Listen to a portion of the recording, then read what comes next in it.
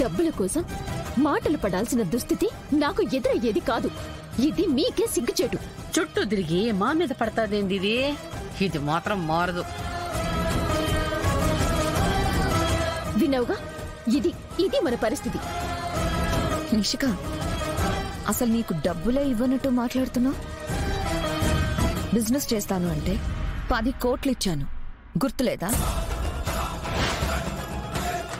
ఈ 10 కోట్లని 10 చేసి చూపిస్తాం. దాన్ని నీ టాలెంట్తో దివాలా తీసేలా చేశావు. నాకు పడని వాళ్లతో మీరు చేతులు కలిపి నిండా మునిగారు. నువ్వు మర్చిపోయినా నేను మర్చిపోలేదు. ఇచ్చింది చిన్న అమౌంట్ కాదు. నా దగ్గర నుంచి డబ్బులే తీసుకున్నట్టు మాట్లాడుతున్నావు. ఈ ఇంటి రూపాయే ముట్టనట్టు రెచ్చిపోకు. నేనేమీ ఇక్కడ రెచ్చిపోవడం లేదు వదినా. బిజినెస్ అన్నాక ఒక్కోసారి లాస్ అవుతుంది. డబ్బులు పోతాయని నేనేమైనా కలగన్నానా? అయినా మీరు పెట్టిన పెట్టుబడులతో పోలిస్తే ఇదేం పెద్ద అమౌంట్ కాదు వదినా. ఇదే నిషిక నీలో ఉన్న లోపం.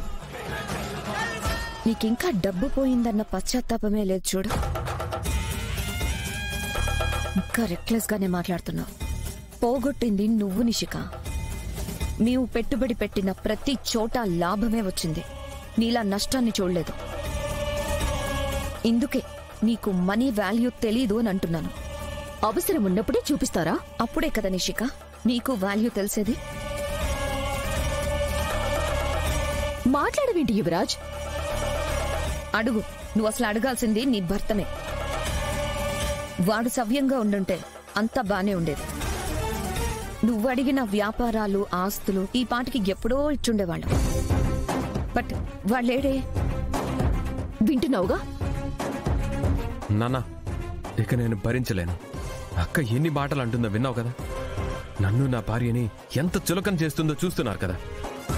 డబ్బులు ఇవ్వండి నాన్న. అదేంట్రా, ఈ ఇంట్లోంచి వెళ్ళిపోతాము అంటారేమో అనుకున్నాను.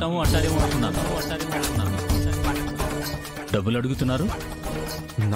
నాన్నను కాబట్టే నువ్వు చేసింది తెలిసినా బయటికి గంటకుండా కూర్చోపెట్టి మేపుతున్నాము.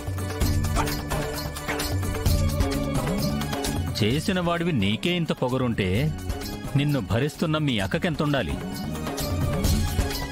అయినా తనేమీ తప్పుగా మాట్లాడలేదే. మనీ వాల్యూ తెలుసుకోమని చెప్పింది. అదేం తప్పు కాదే. ఇంకా ఎప్పుడు తెలుసుకుంటావు? అది కాదు నాన్న. కౌశికి ఏదంటే అదే ఫైనల్. నిషి,